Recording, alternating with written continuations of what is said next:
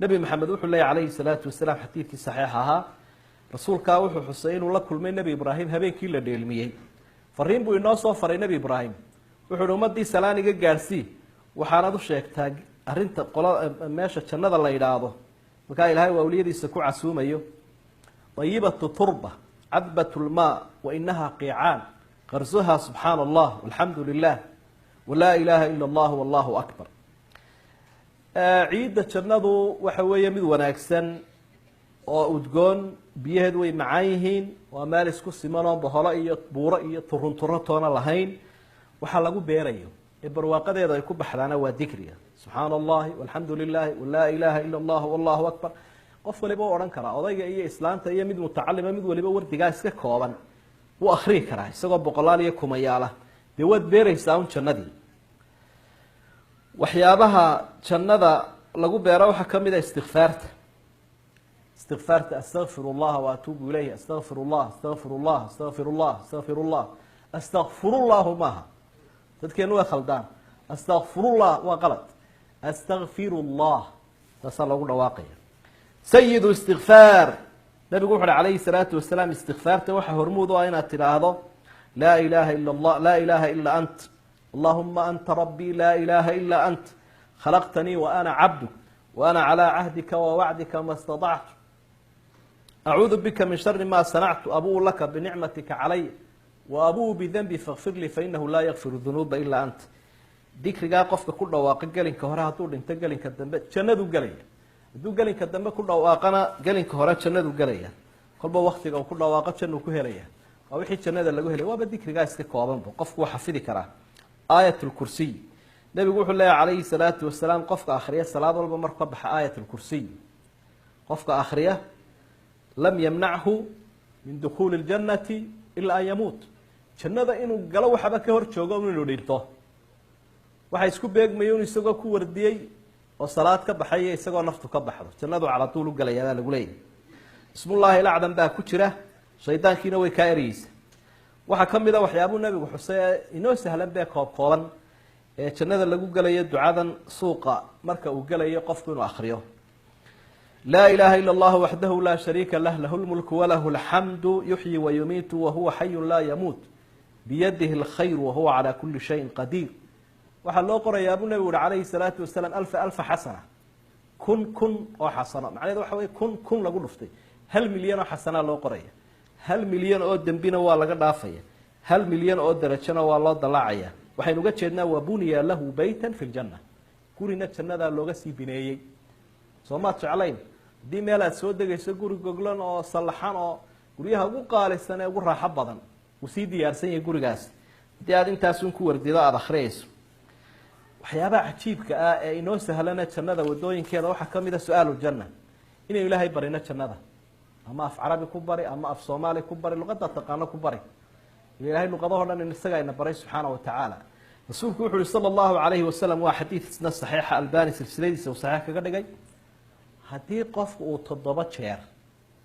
yiraahdo ilaahay uu naartaan ka magan galay ilaahay uu naartaan ka magan galay af carabi iyo af soomaali mid ku doonaya ku lahaa 7 jeerna yiraahdo ilaahay jannadan ku weydiistay naartiiba hadlays waxay leedahay ilaahay oo adoonka iga ka magan galay ka badbaadi iga badbaadiyo iga jooji Allah aqbalay ilaahay oo adoonka ka weydiistay halkan keen bay leedahay jannaduna ilaahayna subhanahu wa ta'ala isaga u fasaxay uu ku geynaya hay ku yeelaysay 7 jeer inaad ku celiso waxa kamid ah qawlu la ilaha illa allah bala shahaadadii suuqa yeelatay dad badan baa haystaa shahaadada in lagu islaamo la joojiyo inta lagu islaamka lagu soo galo furaheedii ay tahay in halka la iskaga xiro shahaadadu waa wardiga ugu qaalisanba wardiga aad baalal ku yeelanayso ilaahay xaqiisa u duulaysa waa shahaadada marka intaad kari kartaad badinaysa la ilaha illa allah la ilaha illa allah la ilaha illa allah la ilaha illa allah la ilaha illa allah النبي عليه الصلاة والسلام وحاول حديث صحيح من كان آخر كلامه لا إله إلا الله دخل الجنة qofka markay naftu ka sii baxayso la ilaha illa allah inta ku dhawaaqa jannadu galaya abu nabi alayhi salaatu wasalaam saadaradeed bahaboontay intaynu dadka sii dhimanaya xiijin lahay wali misaal hebel ku lahay hebel maxaad siinaysaa aniga maxaad siinaysaa yeena shahaadada seejin oo aynan ka xaraajin mid baaba laga yaabaa inuu ku xanaaqo idhahdo maanaa dhaxalkayga usoo dhigatay sidaa ku ashahaado seego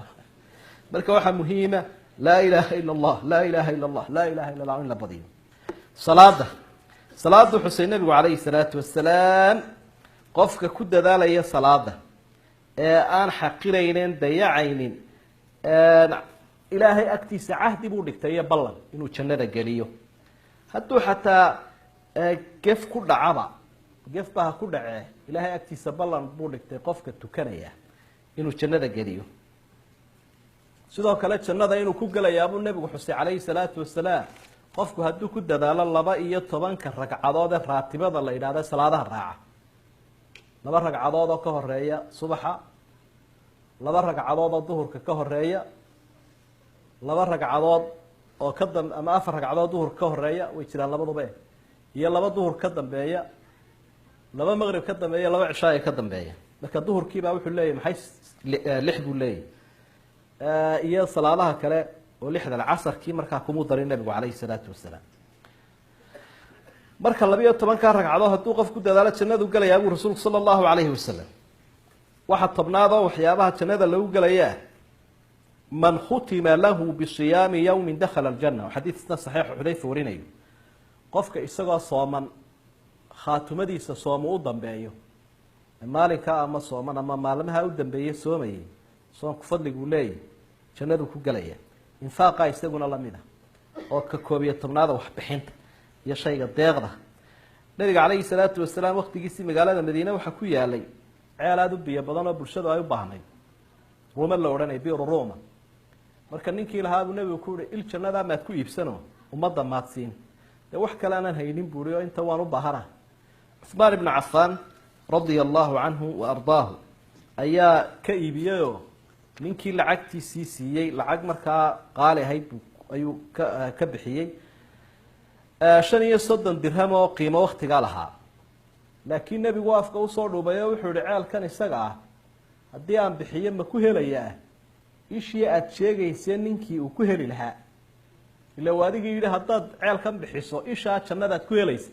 ha waad ku helaysaa buu daba ilaahay daraadii baan u waqfay marka in dadkan haraaday ee xiiqeed duruuftu ahaysa ceelal biyo loo qodo oo la siiyo wixii la heli karayo iyo sadaqada sheekhuba markii dhaweyd idin sheegayay waxaad u qiimo badan weyn noocyadeeda kala duwan biyahana u sii fadli badan waxa 12aad oo wadooyinka jannada kamid ah al-xirsu ala birri al-walidayn labada waalid samafalkooda aad loogu dadaalo labada waalid samafalkooda aad loogu dadaalo Aisha waxay tirahdeen baan ku riyooday inaan jannada galayo quraan la akhriyo baan maqlay markaasaan waayo qofka quraanka akhriyay Haritha ibn Nu'man ninkii la oran jiray baa jannada ku jiro quraanka akhriyay baa leeyahay nabigaan u sheegay markaasuu yiri kadhalika albirru samafalka caynkaas ninkaas in waalidkiisii u samafali jiray buu ahaado samafalkaas uu ku helay aljannatu tahta aqdam al-ummahat jannadu waxay ku jirtaa hooyada agteeda hoosteeda marka haddaad hooyada galka qabatood maslaxatood u samafasho way kaaga dhaqaaqay haddii kale lugtii aw sabiray ka saari